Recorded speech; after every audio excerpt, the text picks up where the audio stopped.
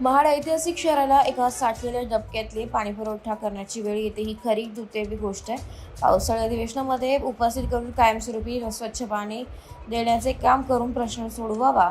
नळगाव डबक्यातले पाणी नको, बाजिरे धरणातून पाणी द्या, नाही दिले तर 7 जुलैला बेमुदत उपोषणाचा इशारा दिलाय।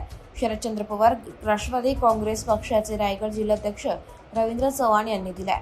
रायगड जिल्ह्यातील महाड हे ऐतिहासिक शहर म्हणून ओळखले जात आहे। या शहराला शासनाकडून गेली अनेक वर्षांपासून पाणी टंचाई करोड रुपये खर्च करण्यात आले आहे। मात्र तरी देखील पाणी टंचाईची झळ कायम असल्याचा आरोप गोष्टींची गांभीर्य लक्षात घेऊन महाड नगरपालिका आणि महाड MIDCच्या अधिकाऱ्यांना इशारा देत महाड नगरपालिकेतला जाहीर निषेध नोंदविला आहे। 7 जुलैला आपण उपोषणाचा इशारा दिला आहे। नक्की हा उपोषण करण्याचं कारण काय? महाड हे ऐतिहासिक शहर आहे।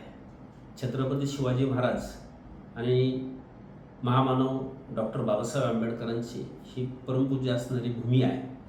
ह्या ऐतिहासिक शहराला एका साठलेल्या डबक्यातलं पाणी पिण्याची वेळ दुर्दैवी आहे असं मला वाटतं। मी सरकारला आपल्या माध्यमातून अपील करतोय की आज पावसाळी अधिवेशन सुरू आहे। ह्या अधिवेशनात ह्या पाण्याचा प्रश्न हा घेऊन ह्या ऐतिहासिक शहराला कायमस्वरूपी पाणी, स्वच्छ पाणी देण्याचं काम करावं।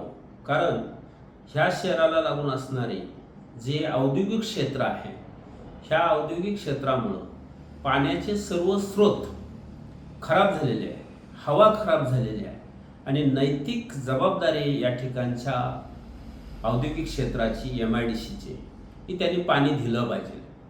परंतु असं असताना आणि मुबलक पाणीसाठा हा रानबाजिरे ह्या धरणामध्ये आज उपलब्ध आहे, जो साठा जवळपास ऑगस्ट एंडपर्यंत पुरेल इतका मुबलक साठा असताना तो औद्योगिकरणासाठी वापरला जातो आणि मानवांना प्यायला, ह्या शहरातील रयतेला प्यायला हे डबक्यातलं पाणी टँकरने आणून ते पुरवलं जातं आहे। हे निषेधार्ह आहे। आम्ही त्याचा निषेध करतो आणि सरकारला अपील करतोय, पालिकेला अपील करतो आहोत की रानबाजिरे हे धरणातलं पाणी ह्या महाड शहराला कायमस्वरूपी देण्यात आलं पाहिजे। आणि जर ते तुम्ही देणार नसाल तर 7 जुलैला आम्ही छत्रपती शिवाजी महाराज चौकामध्ये राष्ट्रवादी काँग्रेस शरदचंद्र पवार पक्षाच्या वतीनं उपोषणाला बसणार आहोत। जोपर्यंत महाड शहराला पिण्याचं पाणी हे रानबाजिरे धरणातून कायमस्वरूपी मिळत नाही तोपर्यंत आमचा हा लढा चालू राहील।